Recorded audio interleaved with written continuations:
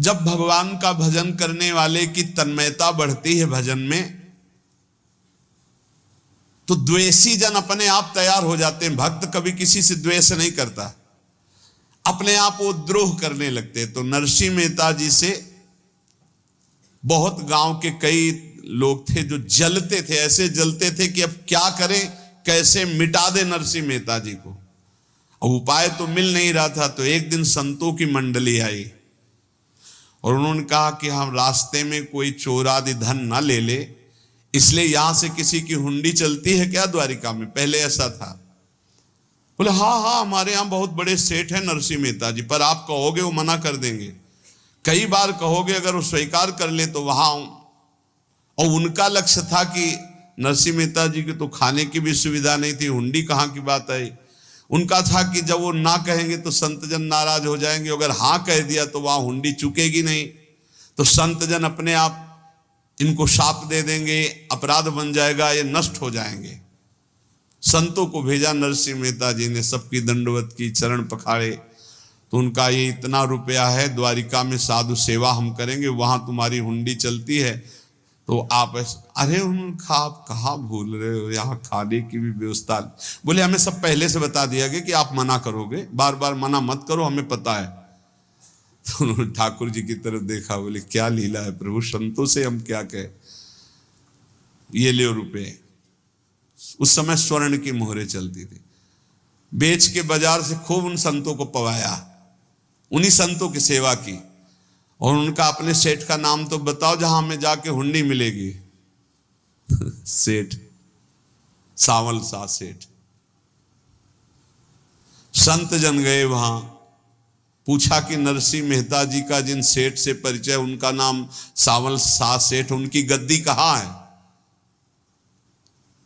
तो जो कुछ भक्त थे वो द्वारिकाधीश की तरफ संकेत करते कि वही हैं।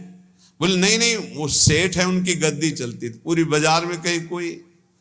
अब संत जन एकांत में होकर के बहुत विचलित हुए, क्या हमारे साथ धोखा हुआ? नरसिंह मेहता जैसा संत क्या धोखेबाज हो सकता है? देखो संशय तो बहुत विचित्र होता है, बड़े बड़ों को संशय हो जाता है। जब भगवती सती जी को संशय हो गया, राम जी को हे खग हे मृग हे मधुकर श्रेणी ऐसा पूछते हुए कि सच्चिदानंद कैसे हो सकते, तो किसी को हो सकता है, क्योंकि वो बुद्धि की अधिष्ठात्री देवी है। जो ही उनके मन में ऐसा आया कि क्या हमारे साथ धोखा हो रहा है, इतने में ही देखा जय हो सावल सा सेठ की।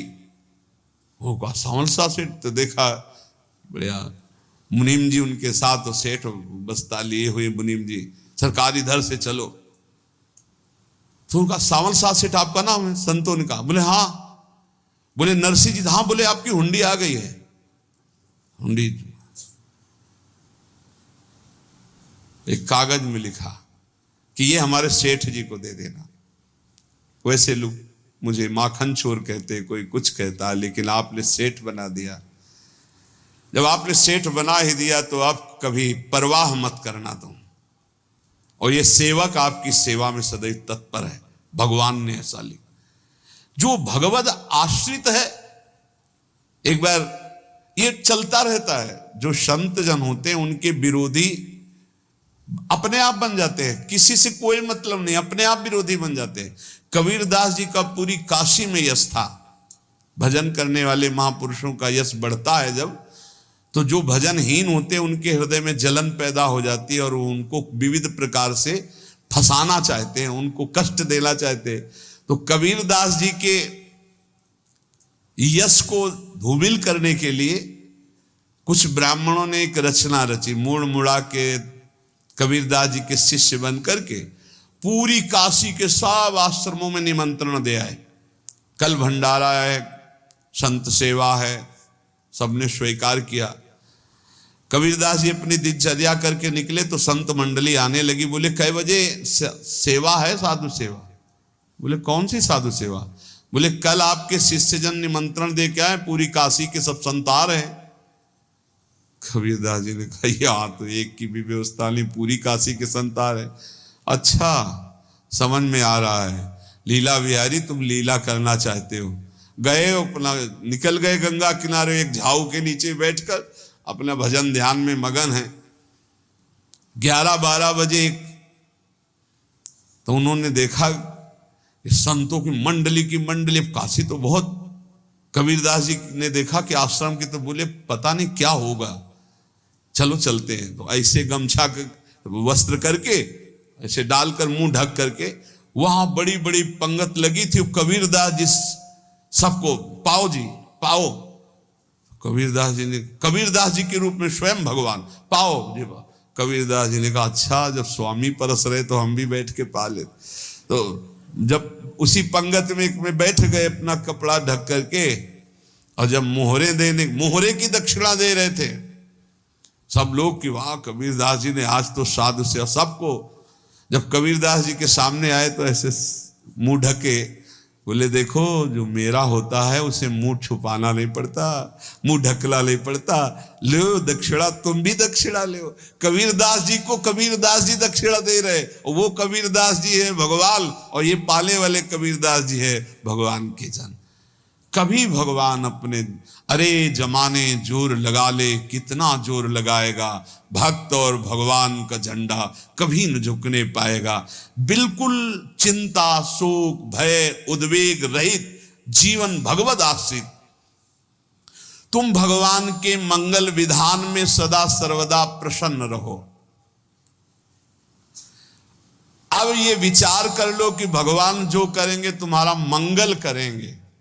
अब थोड़ा ऐसा बीच में लगता है कि अमंगल हो रहा है क्या, लेकिन पक्का समझो बहुत बड़ा मंगल उनका विधान होता है, बहुत ही उत्तम मंगल होता है भगवान के शरणागत का। भगवान हमारे विचारों वाले नहीं हैं, हमारे विचार प्राकृतिक है, भगवान के विचार चिदानंदमय हैं। वो अपने विचार से हमारा मंगल करते हो, हम अपने विचार से मंगल चाहते हैं। भगवान के विचार से मंगल ही हमारा होगा, इसलिए कभी हमको चिंता शोक भय नहीं करना चाहिए। भगवान की ओर से कभी तुम्हारे लिए ऐसा विधान नहीं होगा कि तुम दुखी हो जाओ, बस तुम्हारी सोच हो सकती है, उसका परिणाम बहुत मंगल होगा। जगत की ओर से निराश हो जाओ, किसी से आशा मत रखो, फिर आप देखो आपका जीवन कैसा आनंद में व्यतीत होता है। ये जो जगत की आशा है यही दुख प्रदान करती, सच्ची जगत की आशा ही दुख प्रदान करती है। अगर जगत से कोई संबंध न रखा जाए और भगवत भाव में रहकर तो बहुत अच्छा जीवन चलेगा। अपने कर्तव्य का पालन करो, परिवार को भगवत स्वरूप मानकर पोषण करो, किसी से कोई संबंध मत रखो, कोई आशा मत रखो, यही अध्यात्म सिखाता है। अपने आप भगवत स्वरूप, सबका व्यवहार मंगलमय और आपका जीवन मंगलमय। अपने घर में ऐसे रहो जैसे किसी अतिथि के घर में रह जाता है, चलना है यहां से जाना है। कौन रहता है अपने घर में अतिथि की भांति? भगवान का भक्त।